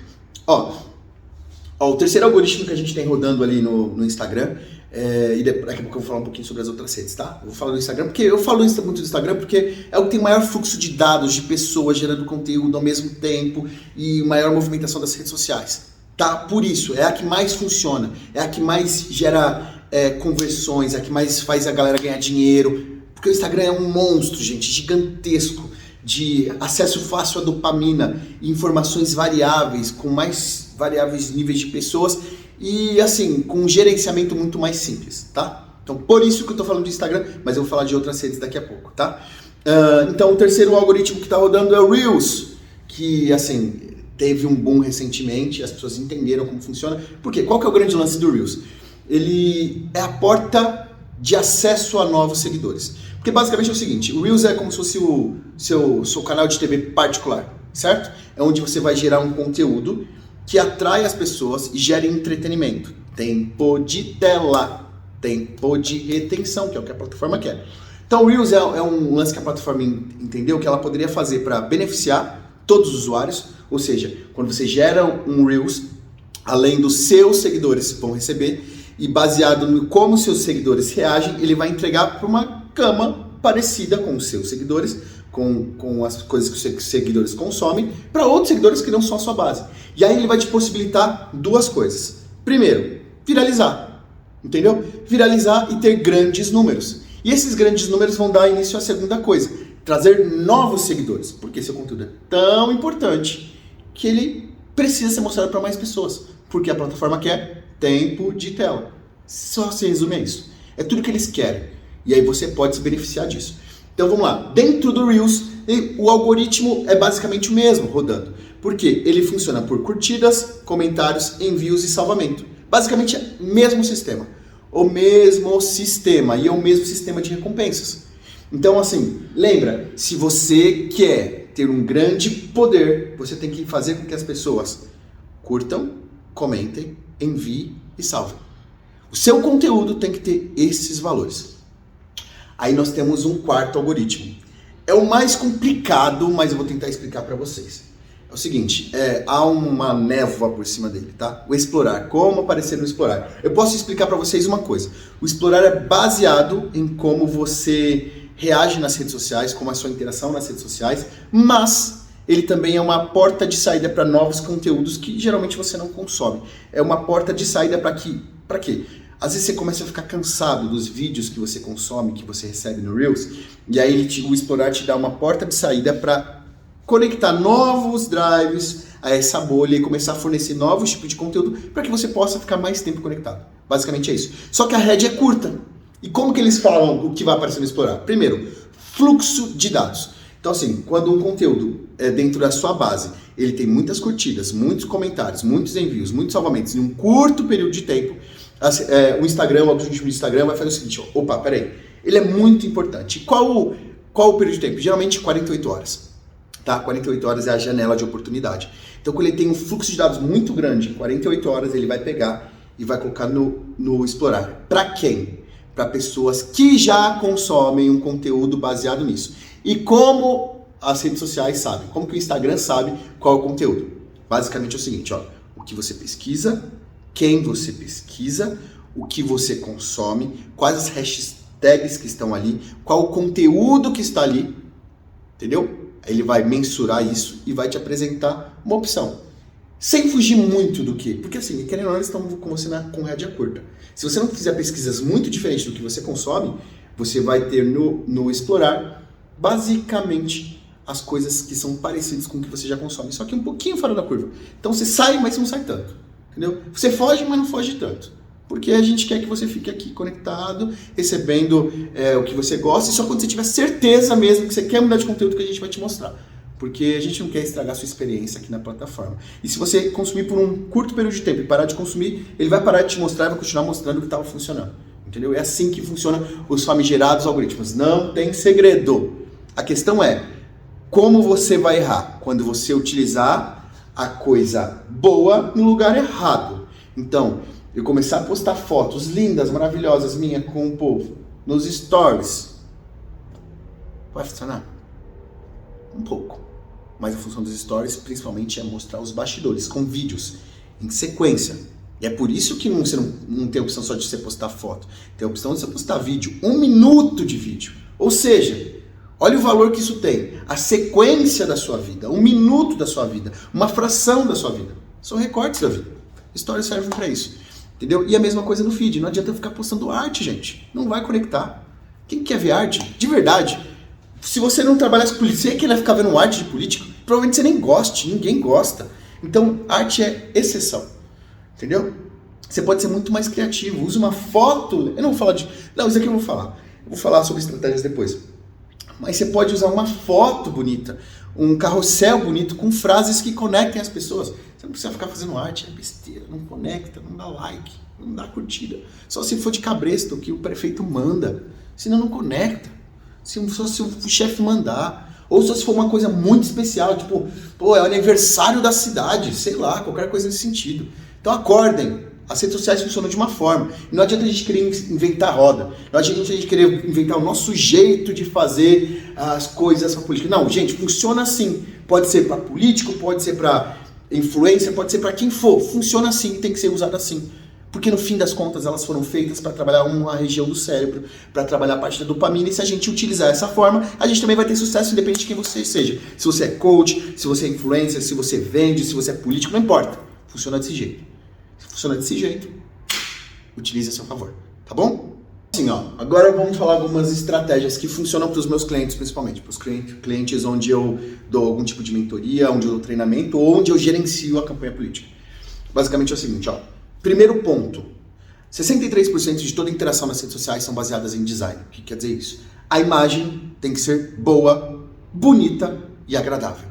Você precisa ter um fotógrafo, se você tiver melhor.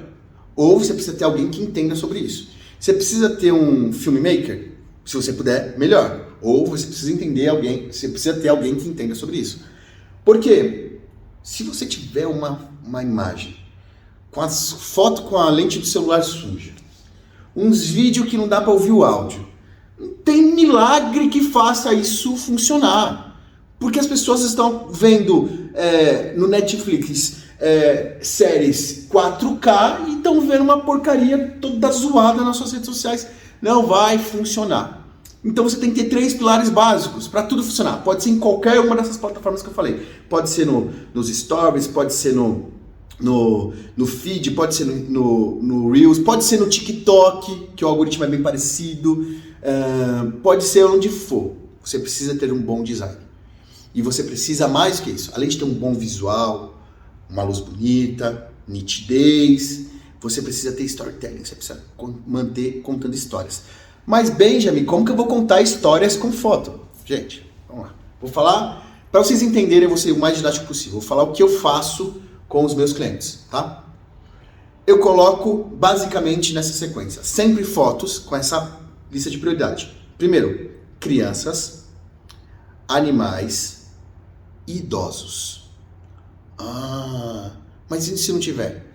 Tem um quarto ponto. Todas elas, e sempre que possível, toda imagem em um ponto de ação. Sempre em uma ação. Nunca posado. Quer matar um feed? Coloca imagem lá de todo político posando assim. O povo não quer saber disso. O povo precisa ver histórias sendo contadas através da imagem. E é assim que os fotógrafos se conectam com as pessoas. Você pode ver. Não é sobre pose, é sobre contar histórias. O grande lance de um fotógrafo é contar histórias através de imagens estáticas. Então você precisa fazer isso. Olha, eu vou falar sobre isso só para vocês terem uma noção. Teve um político que eu trabalhei, teve uma foto que viralizou muito, que era o seguinte: eu conectei uma simples foto, movimento, crianças e uma paixão nacional que é o futebol. Eu peguei o cara fazendo uma embaixadinha do lado de uma criança, junto com ela. Entendeu? Olha que legal. Às vezes eu pego uma foto de um abraço, de um sorriso, de uma ação de comer, de uma ação de servir comida. Como assim? Político servindo comida? Peraí, se o político não vai almoçar na casa das pessoas, se ele não vai visitar o restaurante do bairro, se ele não vai no boteco do seu Zé, peraí, ele tá fazendo alguma coisa errada. Tá fazendo alguma coisa errada. Entendeu?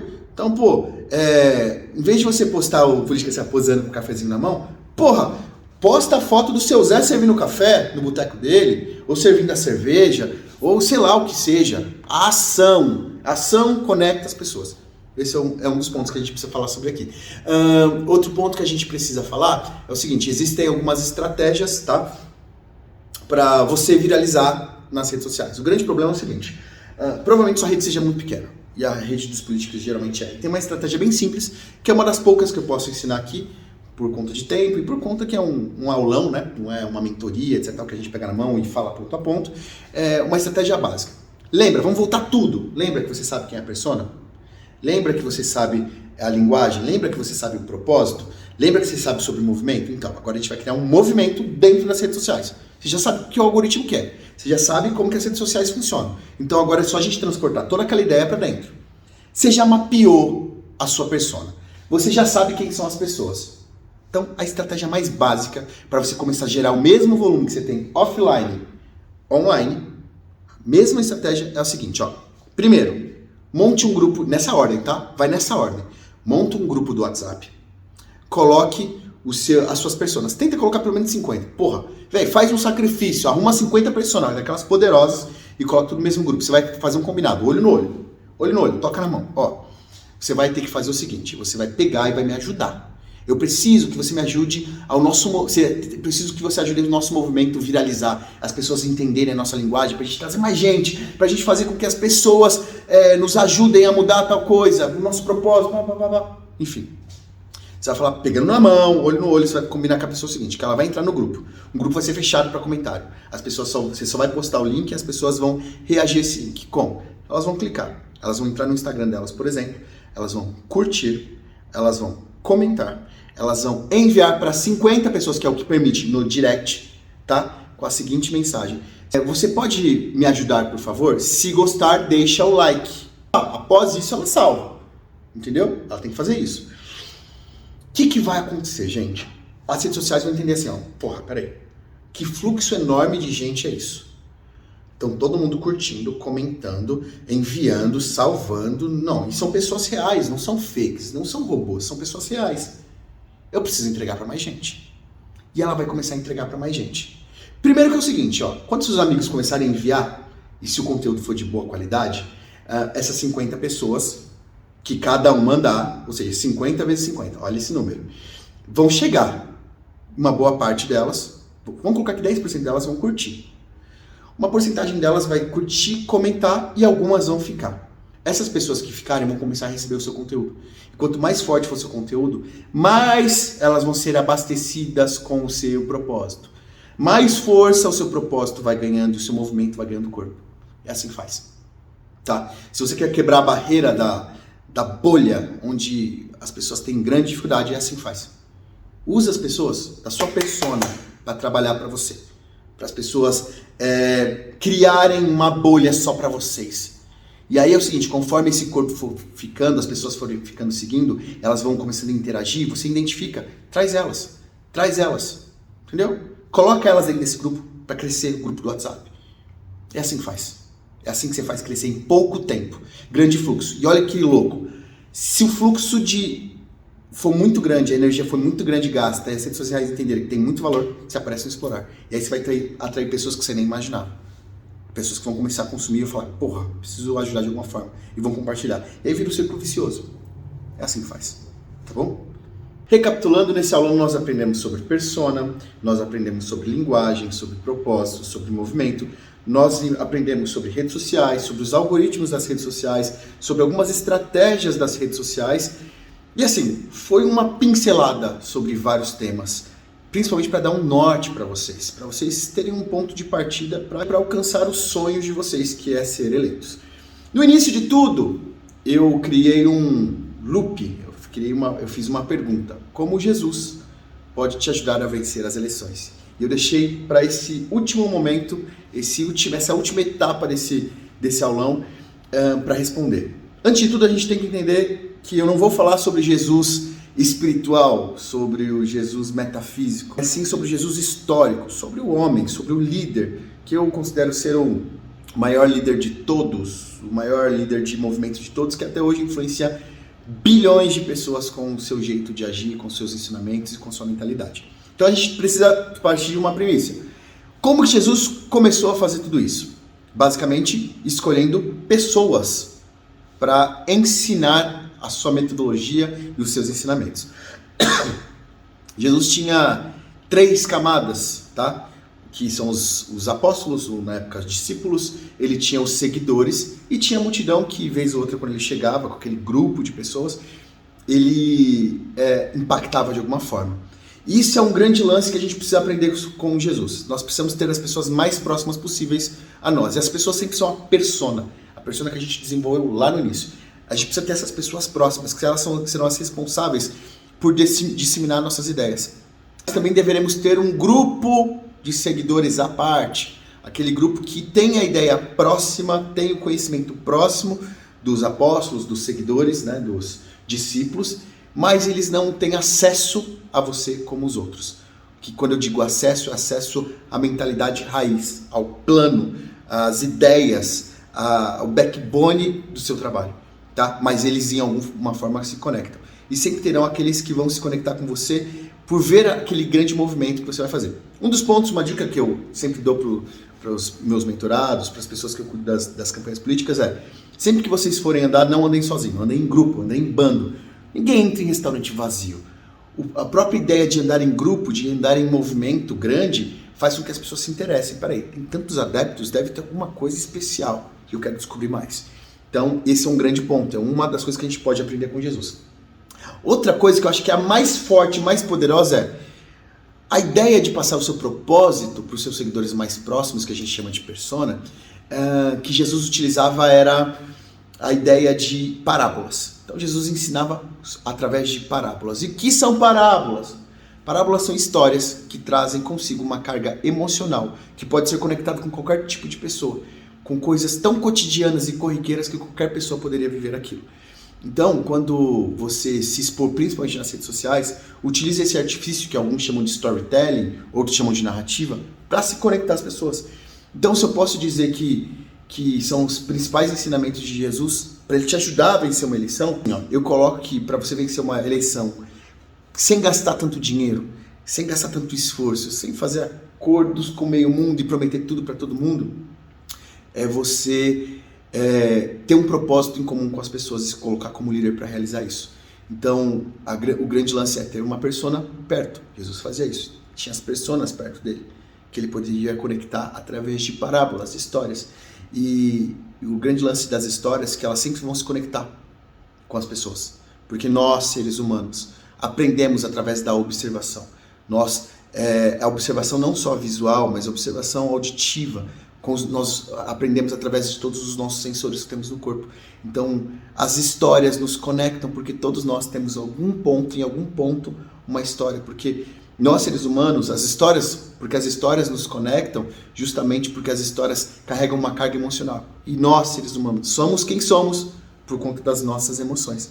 Então, o grande lance, e eu usei isso como artifício, foi falar sobre Jesus literalmente para gerar uma estranha expectativa em cada um de vocês, mas na verdade também é um convite a estudar um grande nome, de um grande líder que existe, de um grande líder que existiu, que na minha concepção foi real e que pode ensinar várias coisas, não só sobre a espiritualidade, mas sobre o modo de conduta para a gente criar um movimento, alimentar um movimento e fazer com que esse movimento continue disseminando as nossas ideias, mesmo quando nós não estivermos próximos.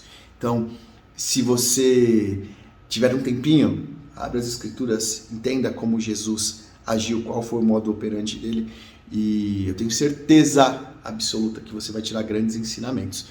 Gente, tem muita coisa que eu gostaria de falar para vocês, mas é impossível falar por aqui com as câmeras ligadas, é impossível. Tem muitas coisas, eu acho que vocês já sacaram, que poderiam gerar um choque se forem publicadas ou vazadas de alguma forma, porque muito do que eu ensino em algum nível parece manipulação. Talvez seja. Mas como eu disse, num do cor duco. Eu prefiro conduzir, né, gente? Eu acredito que vocês também. Então eu faço um convite. Se você quer aprender mais, quer saber mais, está aberto as minhas redes sociais para vocês. Está aqui, ó, para vocês me acharem nas redes sociais. E podem fazer a pergunta. Se vocês tiverem qualquer dúvida sobre esse aulão, podem fazer a pergunta. Eu vou ter um prazer enorme de responder cada um de vocês. Pode ser que demore pela quantidade de pessoas, mas vai ser um prazer enorme. Se vocês quiserem algum tipo de mentoria, aprender um pouco mais sobre mim, também lá nas redes sociais, me chama lá e a gente conversa. E vai ser um prazer enorme. Foi um prazer enorme estar aqui e ajudar vocês e de algum modo alcançar o sonho de vocês. Tamo junto. É nóis. Shalom para todos.